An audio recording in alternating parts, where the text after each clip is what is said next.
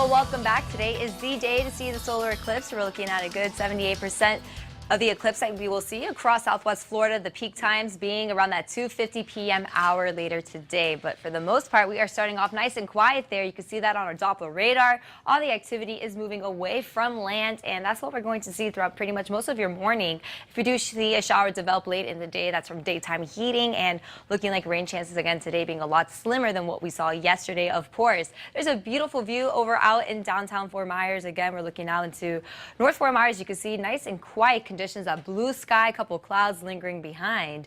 And temperatures, though, are already on the rise. Low 80s for Fort Myers, 85 in Cape Coral, 86 degrees in Palmdale, Clewiston at 85 degrees. Feeling more like the triple digits already in Cape Coral and feeling toasty in Palmdale.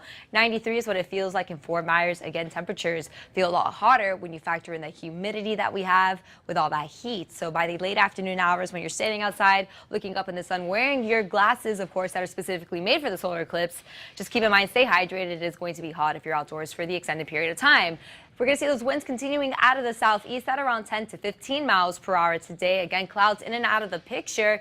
Best chance to see any rain development will be in the late afternoon hours. Again, daytime heating can't rule out seeing an isolated storm develop for parts of Southwest Florida. But again, today looking a lot drier than what we were at previously over the weekend. Highs today will be well into the lower 90s. Like I mentioned, it will feel closer to the triple digits by the late afternoon hours. Again, mix of sun and clouds there as well. Spotty shower can't be ruled out. Looking out into the tropics, we're looking at this one. This was Tropical Storm Harvey, downgraded over the weekend. Now about an 8% chance of reforming into another tropical system over the next 5 days, but it will still keep the name Harvey if it does become anything again over the next course of next week. And we have another area right along here with about a 40% chance of developing over the next 5 days. We're going to be watching out for that as it sits over the Bahamas, so could possibly bring some rainfall towards Southwest Florida. We're going to be monitoring that system over the next few days if it does form.